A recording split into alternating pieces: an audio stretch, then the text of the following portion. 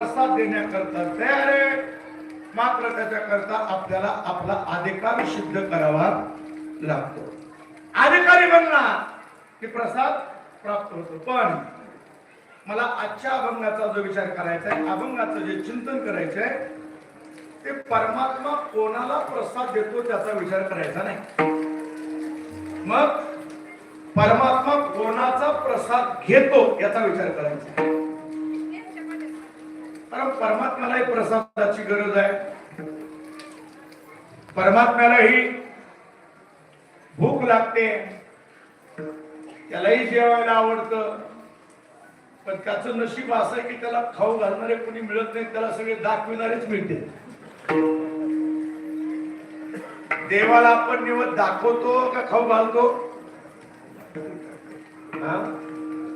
दाखवतो, खाऊ घालत नाही. देवाला आपण निवड दाखवतो, आपल्याला माहिती तो खातच नसतो, त्याला दाखवायचा ना आपण खायचा. आणि त्याला आवडतं तो स्वयंपाक करायचा नाही, आपल्याला आवडत ते करायचा, त्याला दाखवायचा ना आपण खायचा.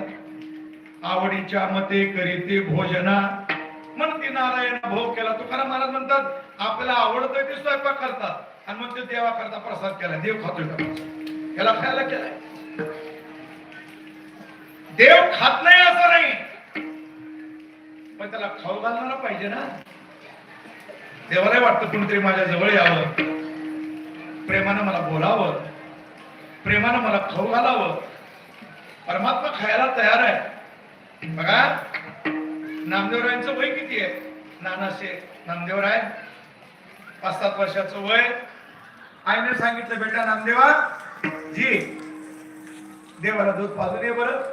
बाबा जरा बाहेर गेले, त्यांना वेळ लागणार आहे. देवाला सकाळी आपला नियम आहे, थोडं दूध पाजून ये. नामदेवराय म्हणले आई जातो बर.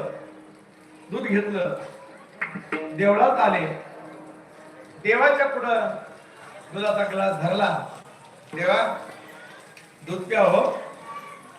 देव म्हणून दूध पिते. नामदेवाला माहित नव्हतं देवाला दाखवायचं असते ना आपणच प्यायचं असते बाहेर मंदिराच्या पायरीवर बसून. हे नामदेवराला माहित नव्हतं. नामदेव वाटलं देवाला दूध पाजून ये म्हणजे पितोच आहे. नामदेवराने देवाच्या समोर ग्लास धरला. देवा दूध प्या. देव काय दूध पित नाही. देवा मी आज आलोय, बाबा येणार नाही, आईने सांगितले देवाला दूध पाजून ये, तुम्ही दूध प्या ना. भगवान काही पित नाही. जेव्हा तुम्ही रोज दूध पिता ना, आज मी लहान आलोय म्हणून पित नाहीत का? तुम्हाला लहान मोठेपणा असं काही वाटतो का? असं काही नाही. बाबा गावाला गेले, बाहेर गेले कुठतरी, त्याने याला वेळ लागणार आहे. आईने मला सांगितलंय दूध पाजून ये म्हणून मी आलोय हो. देव काही प्यायला तयार नाही. नन्याशा नामदेवानं निश्चय केला, देवा जर तुम्ही माझ्या हाताने दूध पित नसाल तर काय जगून उपयोग आहे? जगून काही उपयोग नाही. त्याच्यापेक्षा मी देह सोडतो ना. आणि समोर गिलास ठेवला. नामदेवराय पाठीमागे सरकले. तुम्ही जर दूध पिला नाही तर हा नामदेव आता जिवंत राहणार नाही म्हणून डोका पडण्याकरता डोका असं केल्याबरोबर भगवान परमात्मा प्रगट झाले आणि नामदेवरायच्या हाताने दूध. नामदेवा हाती दूध प्याला, नामदेवा हाती दूध प्याला, नामदेवा हाती दूध प्याला,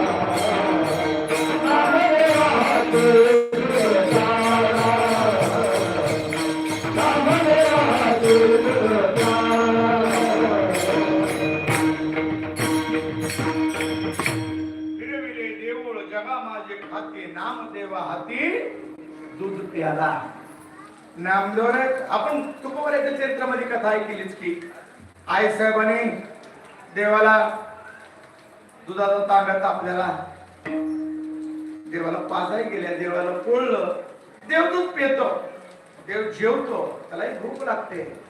पण त्याच्यासारखा भुकाळू दुसरा कोणी नाही. निळवण्याची गवळ नाही. ऐसा भुकाळू हा आनंदाचा गवळो. त्यालाही खूप भूक लागते, मात्र त्याला कुणी खाऊ घालणार मिळत नाही. मग परमात्मा कुणाच्या हातचं खातो? उंच जाती जन्माला आल्याच्या खातचं खातो का? नीच जाती जन्माला आल्याच्या खातचं खातो का? लहानाच्या खातो का? मोठ्याच्या खातो का? गरीबाच्या खातो का? श्रीमंताच्या खातो? हा प्रश्नच आहे ना. भगवान परमात्मा उंच नीच, लहान मोठा, गरीब श्रीमंत परमात्मा हे पाहत नाही. उंच नीच काही दिष्टे भाव भक्ती देखून या दास्यपुत्र कन्या विदुराच्या भक्षी दैत्या घरी रक्षी प्रल्हादासी. भगवान परमात्मा उंच नीच गरीब श्रीमंत हे पाहत नाही. म्हणजे ठीक आहे महाराज, लहान मोठा तर बघत असेल, म्हणजे लहान मोठा हे परमात्मा पाहत नाही.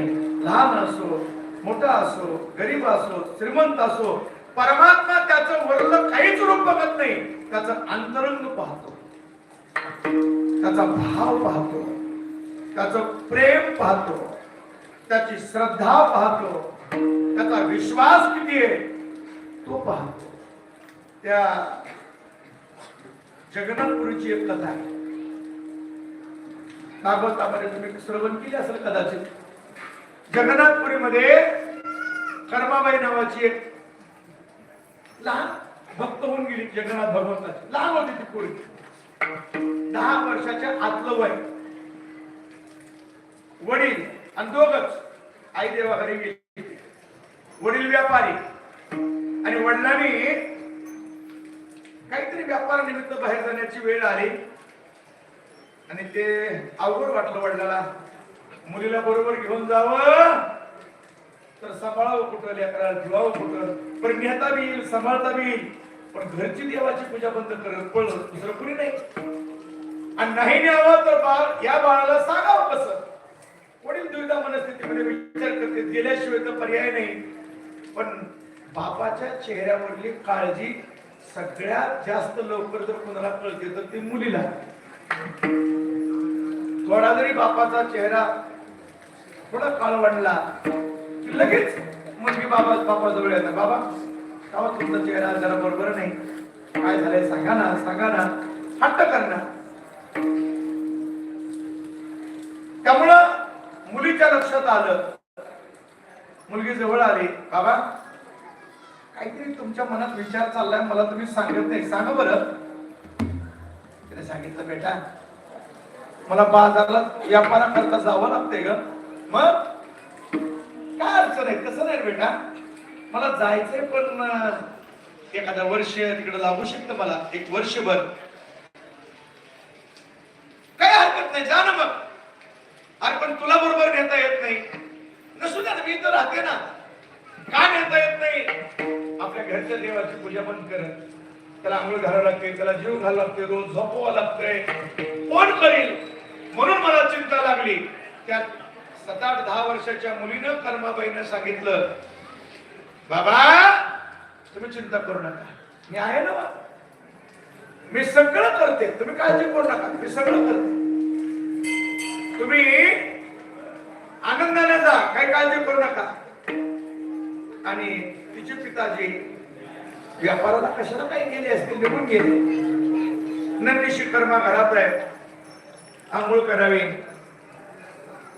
देवाला आंघोळ घातली, देवाला बसवलं आसनावर.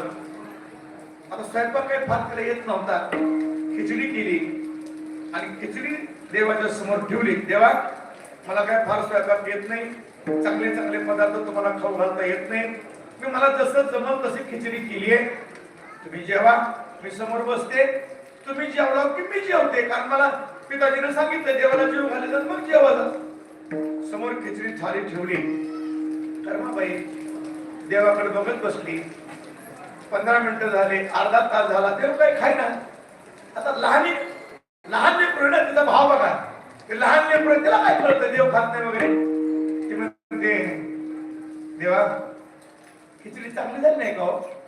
तुम्हाला खाऊ वाटत नाही? आता आता पर्याय नाही. बाबा गावाला गेले, माझी खिचडी खाल्ल्याशिवाय तुम्हाला पर्याय नाही, नाही तर उपाशी राहावं लागल. आणि तुम्ही नाही खाल्ला तर मला खाता यायचं नाही. मी बाबांना वचन दिलंय, आपल्या दोघाला उपाशी मारावं लागल. जशी झाली असं तशी घ्या.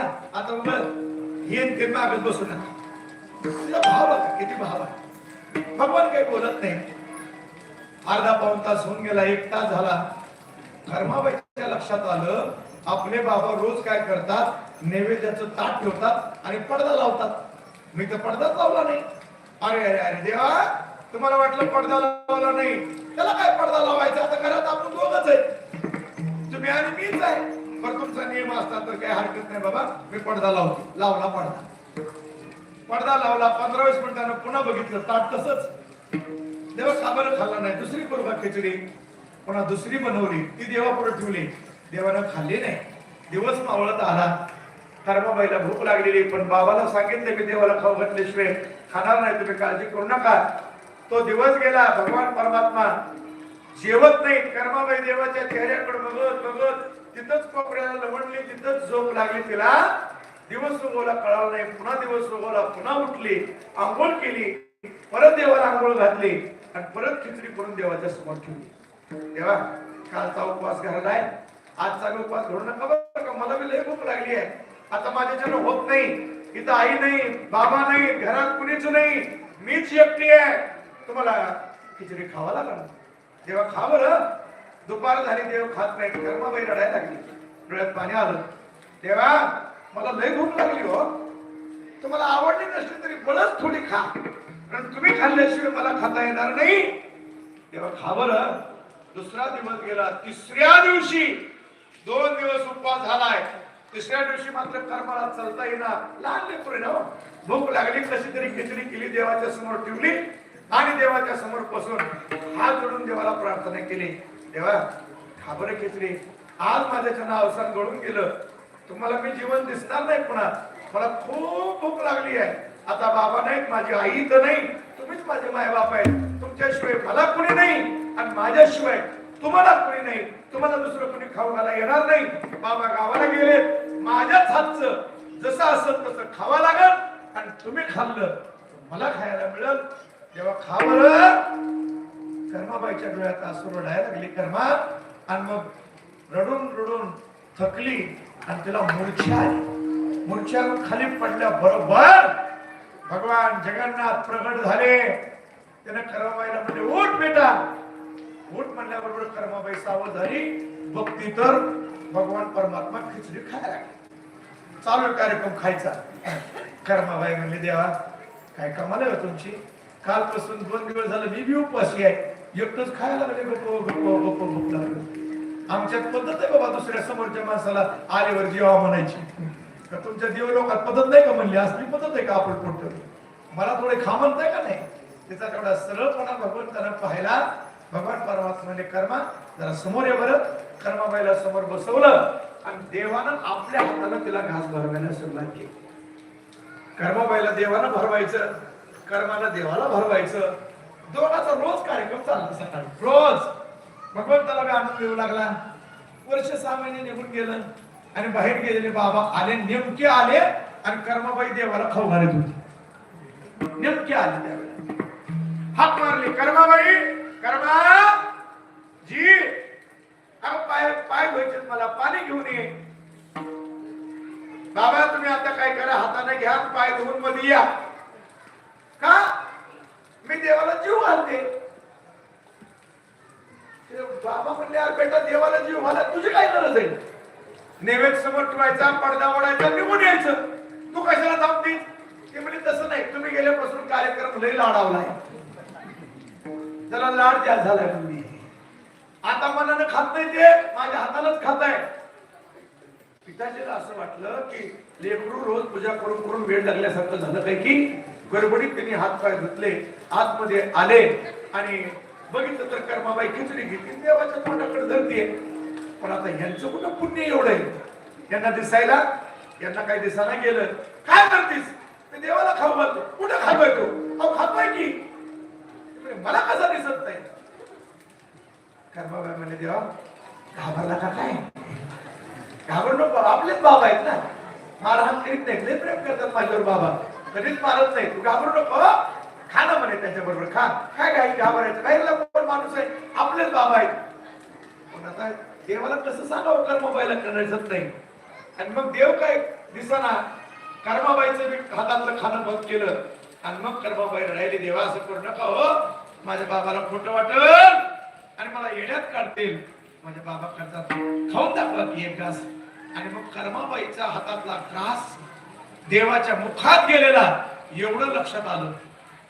पिताजीच्या त्यांच्या लक्षात आल्याबरोबर त्याने आपल्या मुलीच्या समोर साष्टांग दंडवत केला. बेटा, आयुष्य गेलं माझं पूजा करता करता ग, पण देव आणखी स्वप्नात आला नाही, पण तुझ्या हाताने देव खातोय, मी धन्य झालो, तुझ्यासारख्या मुलीला मी जन्म दिला.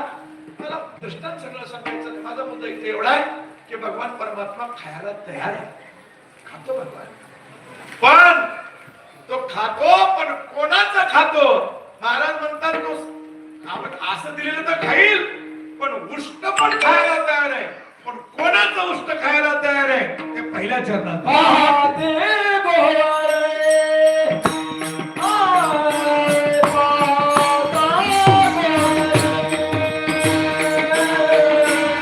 पाहता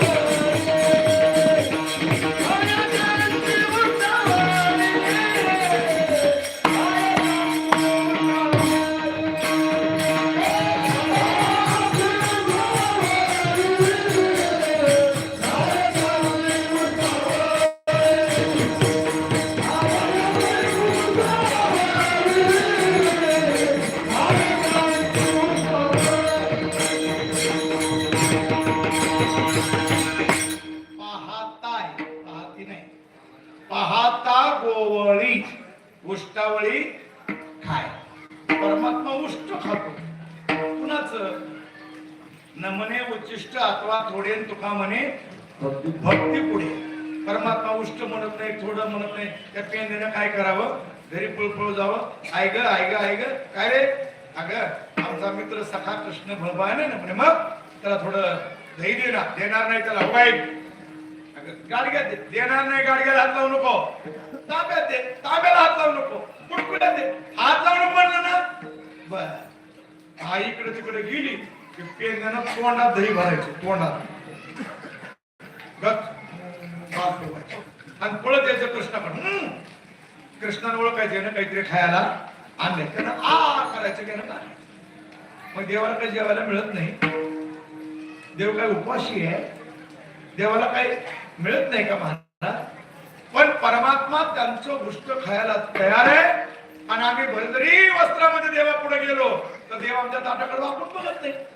मग उष्ट खातो, पण कोणाचं खातो तर पाहता गोवळी. गोवळी म्हणजे गाईच्या वळत्या करणारे गोवळी. आता कुठेच गाई, गाईच राहिल्या नाही, कुणी संपवल्या. लोकांना कशाला दोष देता हो? आमचं आयुष्य दुसऱ्याला दोष देण्यामध्ये जाते. आमच्या हाताने आम्ही भाकड झालेली गाय 500 रुपयाला खटकाला विकतो. दोन गोष्टीची लाज वाटते आम्हाला. एक वृद्धाश्रम काढावा लागणं आणि दुसरी गोशाळा काढावी लागणं. हे फार मोठी शोकांतिका आहे. हे काय आनंदाचं काम आहे का? ज्या देशातील लेकरं थकलेल्या आईवडिलाला खांद्याचे कावड करून तीर्थयात्रेला घेऊन जात होती, त्या देशातील लेकरं आईवडिलाला वृद्धाश्रमात घेऊन चालली, हे फार मोठी शोभांतिक आहे. ज्या गोमातेच्या अंगा खात्यावर भगवान परमात्मा खेळले, ती गाय लाखो रुपयाची बैल देते, लाखो रुपयाचं दूध देते, आणि धाकड झाले की गोशाळेत येते, तर 500 रुपयाचे काय? दोष आपल्याकडे आहे. गोशाळा काढावी नाविलाज आहे, भूषण नाही. वृद्धाश्रम काढावा लागणं नाविलाज आहे, भूषण नाही. आता काहीच राहिला नाही तर वळत्या कुठल्या आल्या? मग गोवळी शब्दाचा अर्थ गोनाम इंद्रिय. या इंद्रियाच्या जो वळत्या करतो तो गोवळी, इंद्रियाच्या मनावर चलतो तो गोवळी.